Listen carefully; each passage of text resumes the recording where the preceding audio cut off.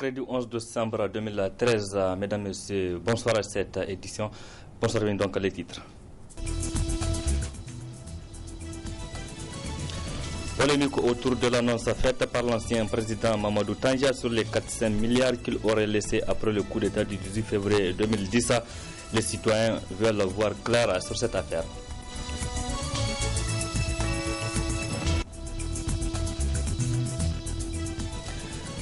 Niger, à qui profite l'uranium, sur les titres du rapport d'une étude de Oxfam France et Rotaba Niger. Ces deux structures ont rencontré les responsables d'Areva le 4 décembre dernier à Paris, en France. Précision dans un instant. Mesdames et messieurs, bonsoir et bienvenue sur cette édition sur la télévision Labari. Édition que nous ouvrons avec cet incendie ce matin au quartier Yantala, non loin du commissariat. 4 hangars ont été ravagés par le feu avant d'être maîtrisés par les sapeurs-pompiers, qui ne perdent en vue humaine mais d'importants dégâts matériels. Le récit de Adam Ousmana et Sadoumi. Ce sont 4 hangars à usage d'habitation que le feu a consumé sur son passage en cette journée de mercredi dans la périphérie du service d'état civil du 1er arrondissement. Heureusement, l'on ne déplore aucune perte en vie humaine, mais seulement d'énormes dégâts matériels, comme l'atteste l'une des sinistrés. Le feu est parti du hangar d'un vendeur de café qui est notre voisin. Ce dernier, face à la montée des flammes, a d'abord pris la fuite en criant « Au feu, au secours ». C'est en ce moment que j'ai tiré la main de ma fillette pour sortir de notre maison. Mais personne n'a pu sortir ses filles. Un feu qui fut stoppé dans sa folie dévastatrice grâce à l'intervention efficace des sapeurs-pompiers et quelques bonnes volontés des alentours. En cette période propice aux incendies, il est important de rappeler aux concitoyens d'être beaucoup vigilants en surveillant les feux qu'ils allument pour leur usage et surtout ne pas laisser les enfants jouer avec du feu. À bon entendeur, salut. L'uranium du Niger, après l'étude conjointe menée par Oxfam France et le réseau des organisations pour la transparence et l'analyse budgétaire Rotaba Niger, et la publication d'un rapport titré Niger, à qui profite l'uranium. Une rencontre s'était déroulée le 4 décembre dernier à Paris, en France, entre ces deux organisations et le groupe Areva. Qu'est-ce qu'ils se sont dit? Réponse dans cet élément de Issa Hamidou Maïki. À quelques jours de l'expiration des différentes conventions minières liées à la République du Niger au géant nucléaire français Areva, à travers notamment ces deux filiales d'exploitation qui sont la Somaïr, la Société des mines de l'Aïr et la compagnie minière d'Akuta Kominak, et donc en prélude aux renégociations annoncées par la partie nigérienne des termes de ce contrat, c'est une rencontre le 4 décembre 2013 entre d'une part Oxfam France et le réseau des organisations pour la transparence et l'analyse budgétaire Rotab, et d'autre part Areva, qui constitue le nouvel épisode à verser à cette saga qui semble intrépide dans le feuilleton Areva Uranium nigérien. Et pour le coordonnateur Afrique de l'Ouest francophone de la campagne « Publiez ce que vous payez », il n'y a vraiment pas à s'étonner ou à s'offusquer que Oxfam se félicite de la tenue d'un tel cadre d'échange direct avec Areva. C'est une bonne chose qu'Areva ait réussi ces organisations, parce que ça n'a pas été du tout facile. Ça n'a pas été du tout facile. La rencontre a eu lieu, chacun a présenté ses arguments. Et aujourd'hui, le débat est sur la place publique. À l'opinion des juges, qui a raison, qui n'a pas raison, mais aussi quels sont les enjeux que les uns et les autres poursuivent. On voit en fait qu'à se féliciter effectivement de cette rencontre qui intervient après plusieurs tentatives infructueuses opposées par Areva. Et avoir enfin en face Areva ne pouvait et saurait mieux tomber, surtout qu'il est question de la suite à donner à l'étude conjointe Oxfam-Rotab intitulée Niger, à qui profite l'uranium. Il est évident aujourd'hui qu'il ne profite pas à l'État de Niger, il faut le dire, qu'il profite à Areva, qui est quand même le premier leader mondial du nucléaire. Areva aujourd'hui a enregistré beaucoup de commandes pour livrer des stations, notamment de 3e génération. Areva s'est positionné, entre autres, grâce à l'uranium nigérien. C'est vrai qu'Areva est en train de souffrir le chaud et le froid en parlant des gisements en Mongolie, en Centrafrique et autres. Mais ces gisements ne sont pas immédiats parce que pour les exploiter, il faut un certain nombre d'années. Il est évident qu'aujourd'hui, Areva tire son épingle du jeu et ne veut rien céder par rapport à ses intérêts. Les perdants sont aujourd'hui l'État du Niger et le peuple nigérien. Areva, ce géant nucléaire français qui a plus de 100 000 tonnes d'uranium tiré du sous-sol nigérien, semble ne pas l'entendre de cette oreille. À bien comprendre la position défendue par Areva, si ces deux filiales, Somaïr et Cominac, continuent leur présence au Niger après plus de 40 ans, c'est plus pour autre chose que pour affaire.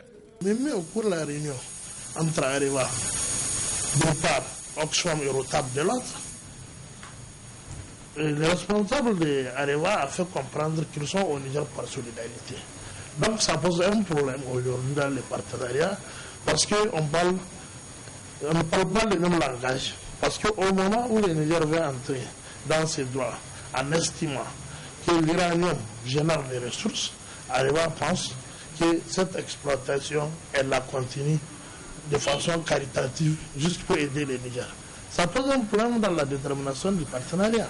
Mieux ou pire, c'est selon l'angle dans lequel on se place pour apprécier cette question.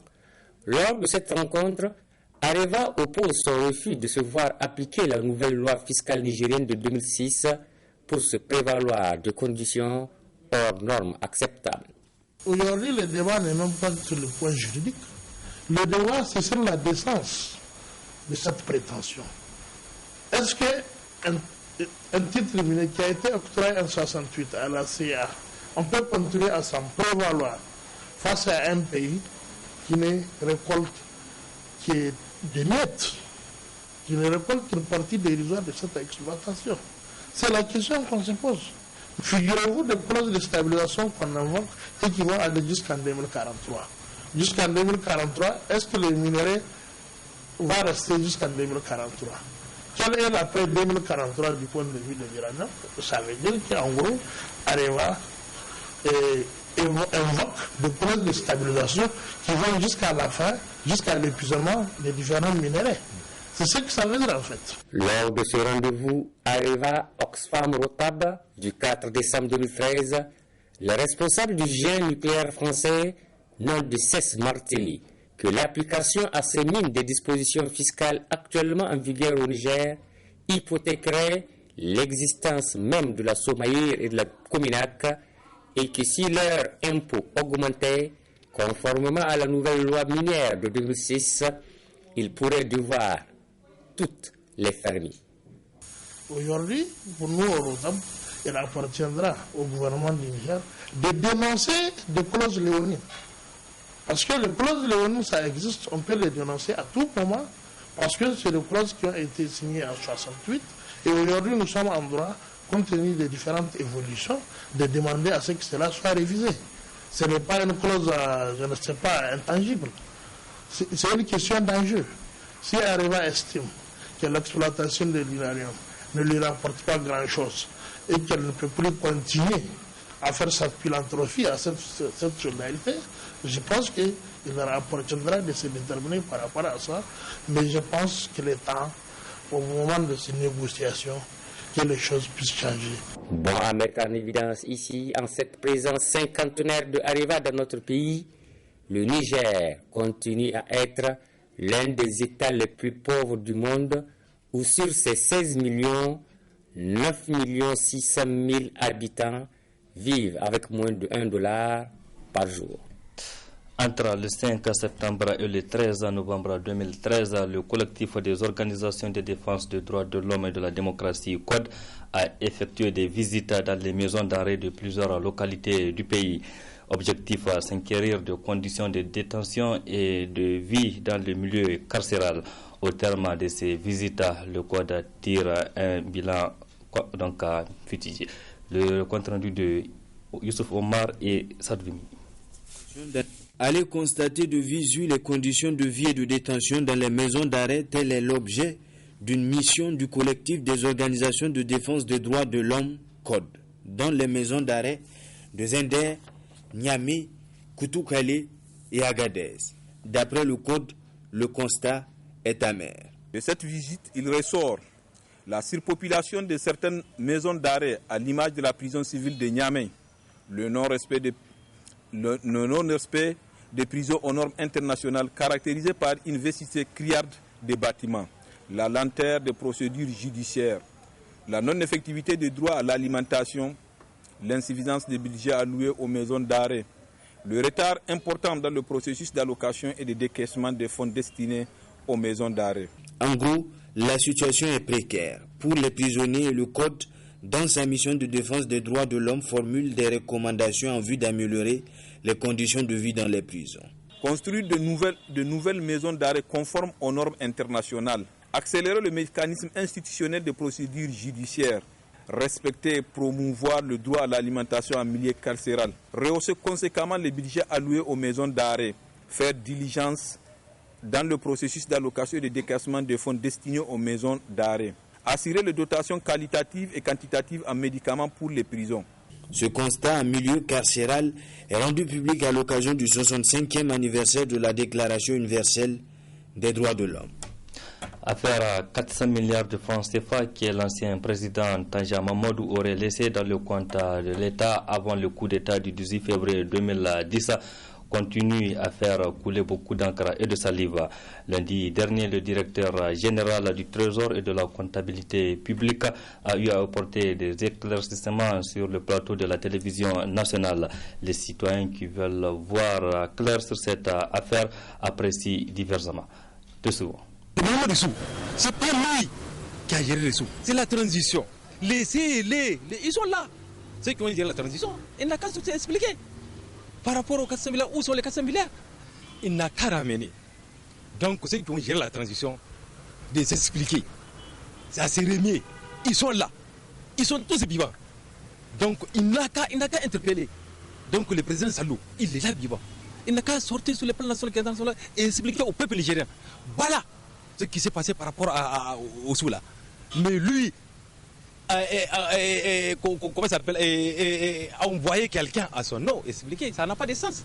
Nous allons vouloir à ceux qu'on nous parle réellement de nous dire la vérité. Les 400 milliards là sont partis où? Sont avec qui? Ils ont dépensé ça où? Parce que Tanja avait bel et bien dit qu'il a laissé ça au trésor.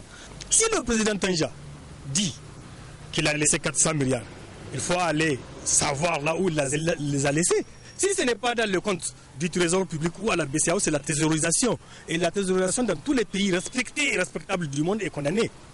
Ça veut dire que l'argent est quelque part déposé chez lui, ou à son bureau, ou à son domicile, ce qui n'est pas du tout normal, parce que ça ne rentre pas dans les circuits de l'économie nationale. Je veux vous dire que les 400 milliards qu'il dit, nous sommes loin des 400 milliards. Si nous prenons ce que le directeur général de la comptabilité, du trésor public et de la comptabilité a donné, on est à quelques 50 et quelques milliards, 54 milliards. Nous sommes très loin de 400 milliards. S'il a déposé ça à la présidence, là, on va se poser la question. C'est déposé pour quel but? En son temps, le Niger a retrouvé quand même un certain nombre de ses lettres de noblesse, quoi qu'on le dise. Mais voilà, on était rentré dans une situation où c'est le chaos, où alors c'est une situation de déperdition. Aujourd'hui, on perd les pédales. Mais, très malheureusement, je pense que peut-être avec un peu de chance, on va se retrouver face à des situations d'audit financier à tous les niveaux et que les contrevenants seront sanctionnés. Et je crois que l'ambition du président de la République, d'antan, celle qui consisterait effectivement à faire des inspections, à faire des audits un peu partout, elle doit être réveillée. Les services de la pharmacopée traditionnelle sont beaucoup sollicités par les patients pour le traitement de certaines maladies avec des produits à base de plantes. Mais attention, rétorque le médecin, la prise de ces produits pourrait avoir des conséquences sur la santé. Reportage Memouna Daouda. Ces plantes, toutes variétés confondues, sont beaucoup sollicitées par la population dans le traitement de certaines maladies. Prises en poudre dans le liquide ou la décoction, ces espèces de plantes de la pharmacopée traditionnelle présentent quand même des avantages dans le traitement des maladies. Nous avons constaté que cette médecine est indispensable à la vie de tous les jours. parce que nous utilisons les plantes. Et nous, la médecine moderne se réfère aux plantes médicinales. Donc, vous voyez, vraiment, la médecine traditionnelle procure vraiment des recettes, des médicaments appropriés à chaque maladie. Depuis longtemps, c'est cette médecine qui est sollicitée par une partie importante de la population, et c'est ce qui a fait que cette médecine a même été rapprochée de la médecine moderne pour voir les aspects par rapport aux avantages, qu'est-ce qu'on peut mettre en relation pour permettre à ces tradis praticiens d'exercer. Cependant, ces produits sont parfois nuisibles à la santé humaine. Ils pourraient provoquer des complications, surtout si le dosage n'est pas respecté. Qui est-ce qui provoque ces inconvénients? Ce sont ceux qui ne connaissent pas les plantes et qui veulent se hasarder à rentrer dans le métier. Donc c'est ces gens-là qui causent beaucoup de dommages sur la santé de ces patients. Donc vous voyez, mais sinon en dehors de ça, si vous maîtrisez la plante, vous connaissez la plante, vous connaissez le dosage et vous respectez l'hygiène pour la bonne fabrication des médicaments, je ne pense pas si ça peut provoquer d'autres problèmes. C'est une médecine sociale, mais aujourd'hui, la plupart qui se promènent à longueur de la journée ignorent même qu'est-ce qu'elle comporte, quel est le principal principe actif que contient une plante qu'elle vend. Quelle est l'indication de cette plante? Comment cette plante doit être donnée? Comment elle est dosée? Et tout ça, aujourd'hui, concourt à engendrer ce que nous appelons effet secondaire ou inconvénient de la médecine traditionnelle. La vente de ces plantes médicinales est assurée généralement par les héritiers qui tirent leur épingle du jeu dans cette activité.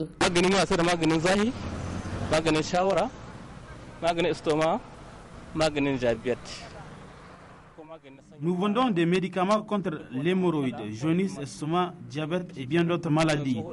Ces plantes nous proviennent de divers horizons, notamment la région de Dosso et celle de Tillabéri. À notre niveau, nous évitons les plantes qui pourraient compliquer l'état de santé.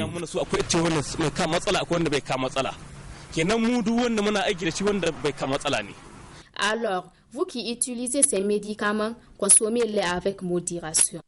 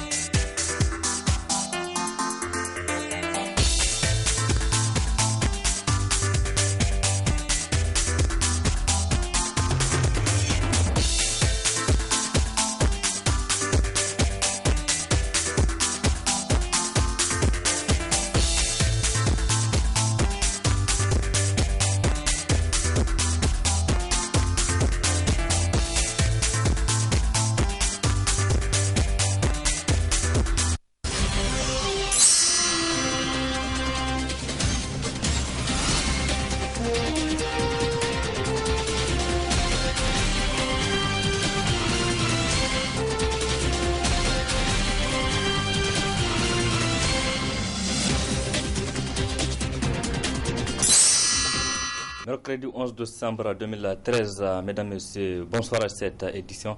Bonsoir, donc les titres. Polémique autour de l'annonce faite par l'ancien président Mamadou Tanja sur les 400 milliards qu'il aurait laissés après le coup d'État du 18 février 2010. Les citoyens veulent voir clair sur cette affaire.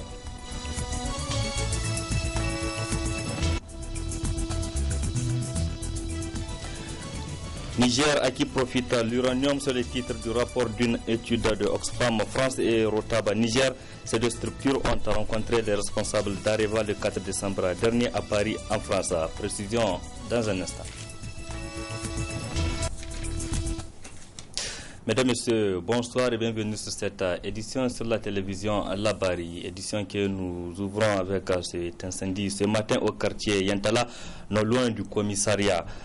4 hangars ont été ravagés par le feu avant d'être maîtrisés par les sapeurs-pompiers qui ne perdent en vue humaine mais d'importants dégâts matériels. Le récit de Adam Moussoumana et Sadoumi. Ce sont 4 hangars à usage d'habitation que le feu a consumé sur son passage en cette journée de mercredi dans la périphérie du service d'état civil du 1er arrondissement. Heureusement, l'on ne déplore aucune perte en vie humaine, mais seulement d'énormes dégâts matériels comme l'atteste l'une des sinistrés. Le feu est parti du hangar d'un vendeur de café qui est notre voisin.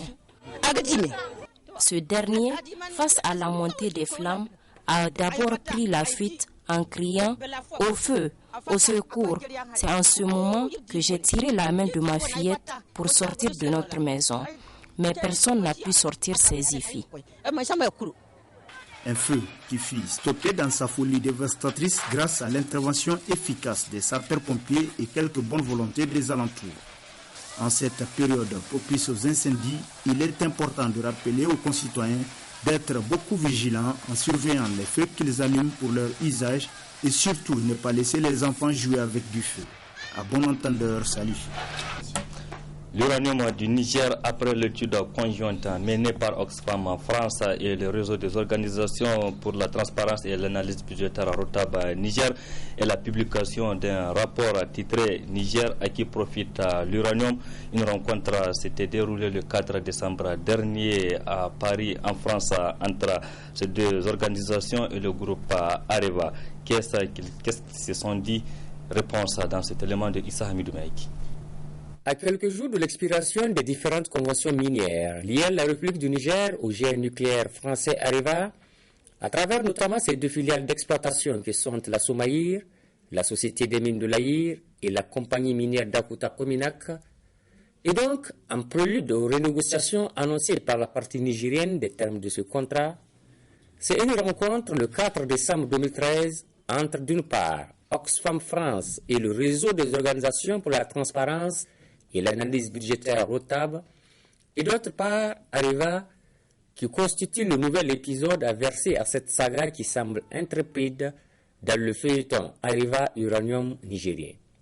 Et pour le coordonnateur Afrique de l'Ouest francophone de la campagne « Publiez ce que vous payez », il n'y a vraiment pas à s'étonner ou à s'offusquer que Oxfam se félicite de la tenue d'un tel cadre d'échange direct avec Areva.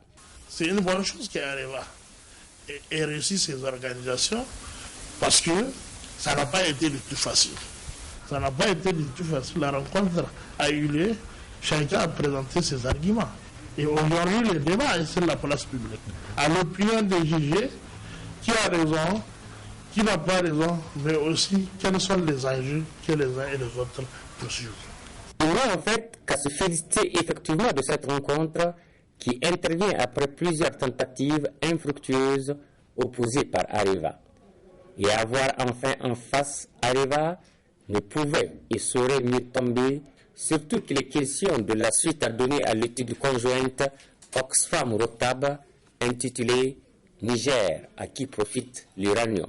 Il est évident aujourd'hui qu'il ne profite pas à l'État du Niger, il faut le dire, qu'il profite à Areva, qui est quand même le premier leader mondial du nucléaire. Areva aujourd'hui a enregistré beaucoup de commandes pour livrer des stations, notamment de 3e génération. Areva s'est positionné, entre autres, grâce à l'uranium nigérien. C'est vrai qu'Areva est en train de souffrir le chaud et le froid en parlant des gisements en Mongolie, en Centrafrique et autres. Mais ces gisements ne sont pas immédiats parce que pour les exploiter, il faut un certain nombre d'années. Il est évident qu'aujourd'hui, Areva tire son épingle du jeu et ne veut rien serrer par rapport à ses intérêts. Les perdants, c'est aujourd'hui l'État du Niger et le peuple nigérien. Areva, ce géant nucléaire français qui a plus de 100 000 tonnes d'uranium tiré du sous-sol nigérien, semble ne pas l'entendre de cette oreille. À bien comprendre la position défendue par Areva, si ces deux filiales, Somaïr et Cominac, continuent leur présence au Niger après plus de 40 ans, c'est plus pour autre chose que pour affaire. Mais mieux pour la réunion entre Areva, d'une part, Oxfam et Rotab de l'autre, le responsable de Areva a fait comprendre qu'ils sont au Niger par solidarité. Donc ça pose un problème aujourd'hui dans les partenariats parce qu'on ne parle pas le même langage. Parce qu'au moment où le Niger veut entrer dans ses droits en estimant que l'uranium génère des ressources, Areva pense que cette exploitation, elle la continue de façon caritative juste pour aider le Niger. Ça pose un problème dans la détermination du partenariat. Mieux ou pire, c'est selon l'angle dans lequel on se place pour apprécier cette question.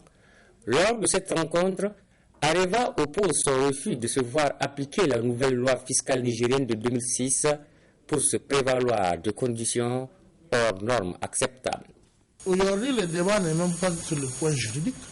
Le débat, c'est sur la décence de cette prétention.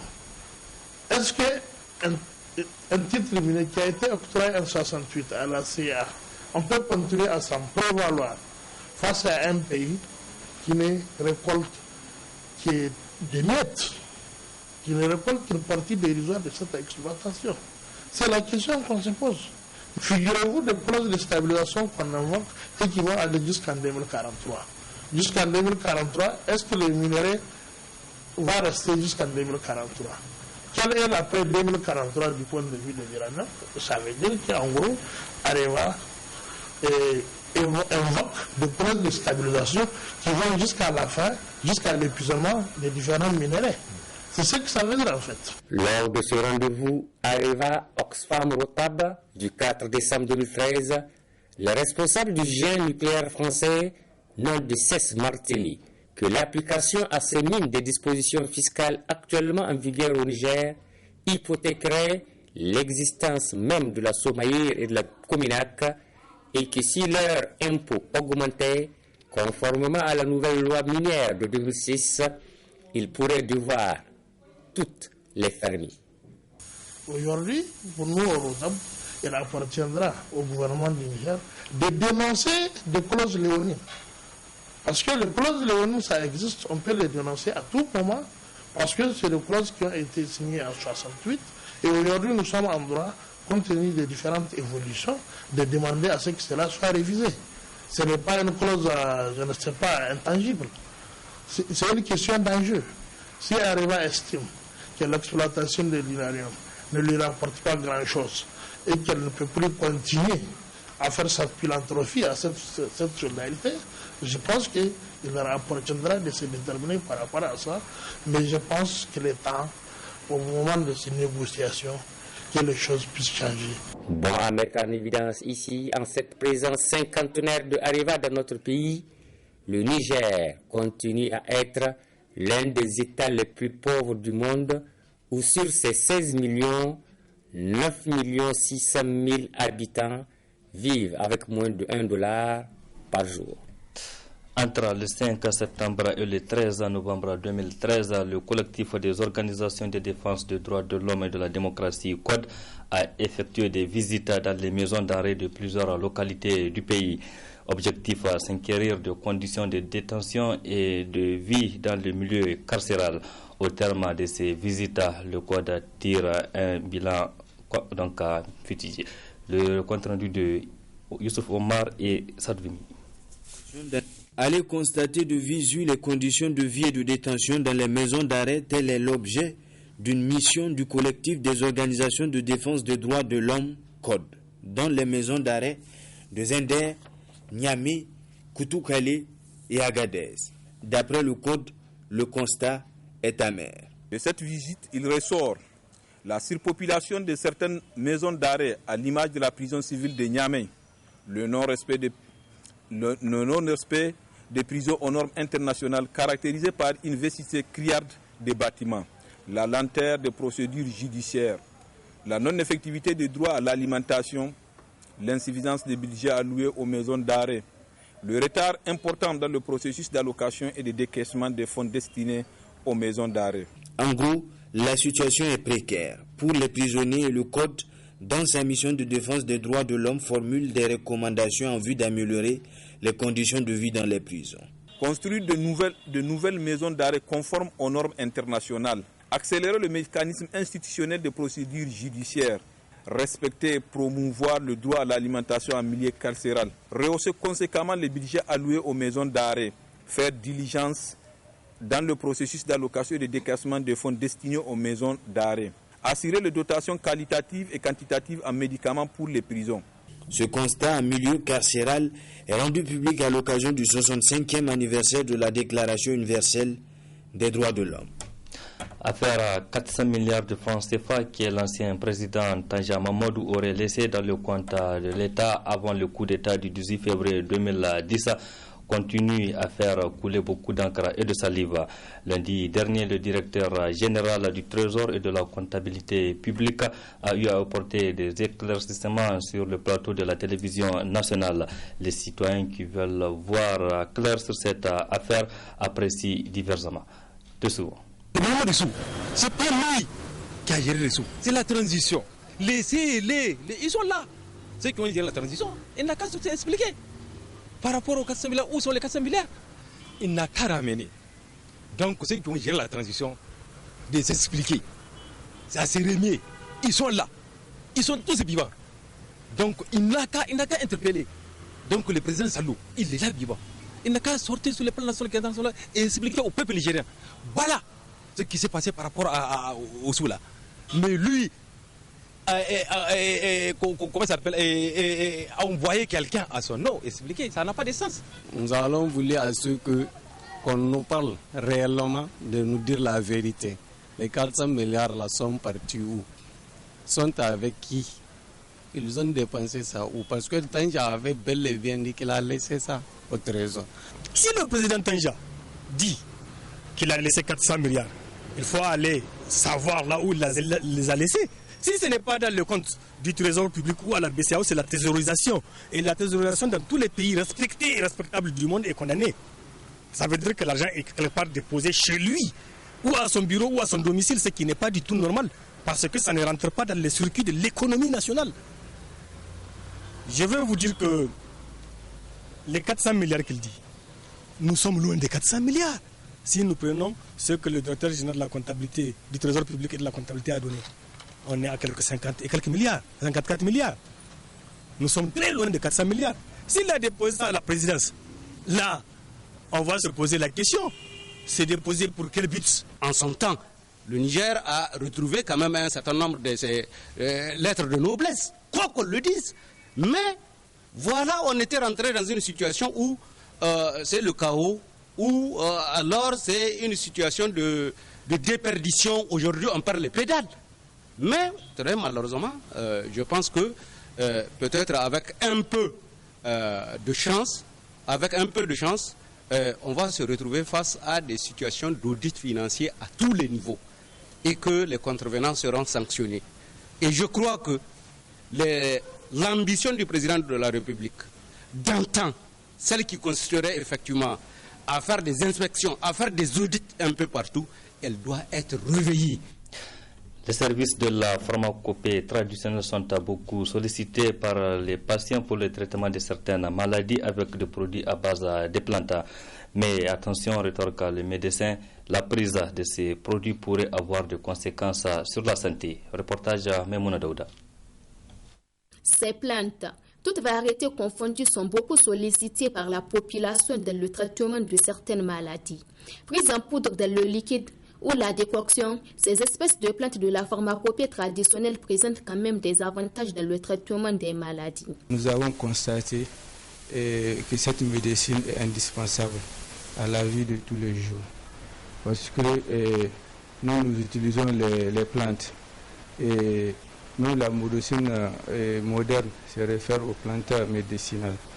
Donc, vous voyez, donc vraiment la médecine traditionnelle procure vraiment des recettes, des médicaments appropriés à chaque maladie.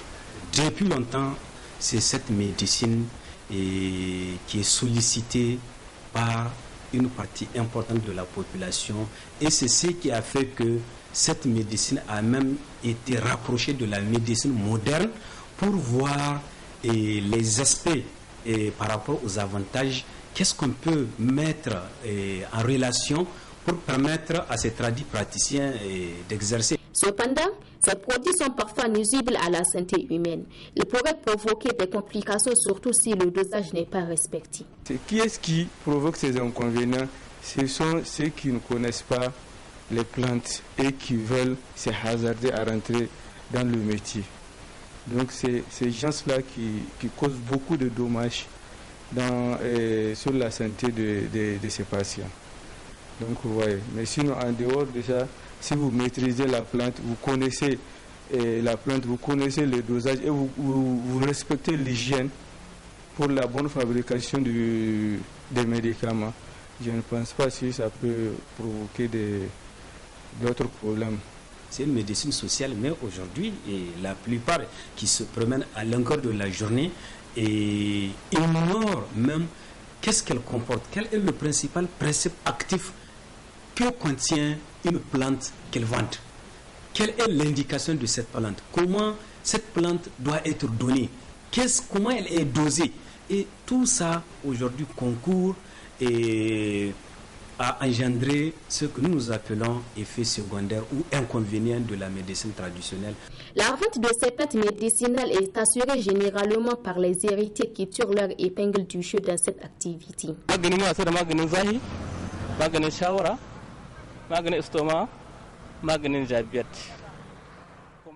Nous vendons des médicaments contre l'hémorroïde, jaunisse, estomac, diabète et bien d'autres maladies. Ces plantes nous proviennent de divers horizons, notamment la région de Dosso et celle de Tillabéri. À notre niveau, nous évitons les plantes qui pourraient compliquer l'état de santé.